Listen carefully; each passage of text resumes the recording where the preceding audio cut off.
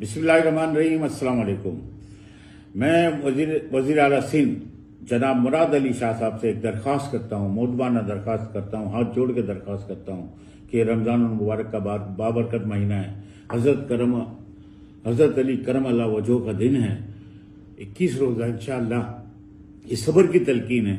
और देखें, आटे पे नाजायज जुर्माना हुआ जो ये है सामने आपके, ये कबूतर दाना जो बेचा गया, जो उनकी लिस्ट में भी नहीं है डीसी और कमिश्नर की, वो आटा सस्ता बेचना कोई जुर्म नहीं था सर।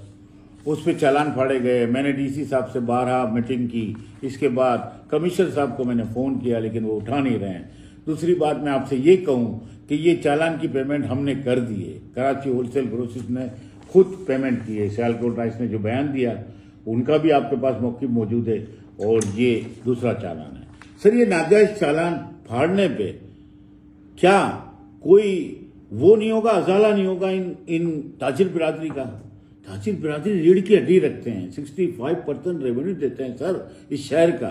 आटा सस्ता बेचना एक अच्छा साइन है, चीनी को एक स्टेबल किया वो भी एक अच्छा साइन है। जो चालान नाजायज फाड़े गए उनका अजाला होना चाहिए सर। और ये डीसी साहब और कमिश्नर साहब को भी सोचना चाहिए था कि ये चालान इस तरह ना फाड़ें। ये मुल्क पाकिस्तान है, ये जमहूरियत है, जमहूरियत सर। ये अवामी हुकूमत है, ये बादशाहत नहीं है सर। ये ब्यूरोक्रेट भी तनख्वाहें जो देते हैं, जो ताजिर बिरादरी देते हैं ये, और जितनी भी इदारे चलते हैं, एक दूसरे का एहतराम होना चाहिए सर। इस पे मैं शफाफ इंक्वायरी और इसका अजाला मैं कहता हूँ कि इन चालानों का अजाला किया जाए। इन पे फोन किया गया कि इन दुकानदारों को कि हम अरेस्ट वारंट निकालेंगे। आप मुझे बताएं, नाजायज चालान काटने पे अरेस्ट वारंट होता है? हमने ये चालान पेमेंट कर दिए सर।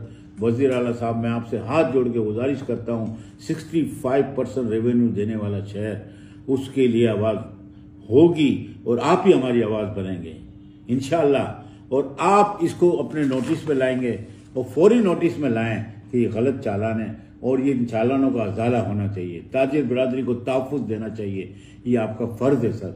इसको पूरा करें सर, और मुझे पूरी उम्मीद है कि आप इसको नोटिस में लाएंगे।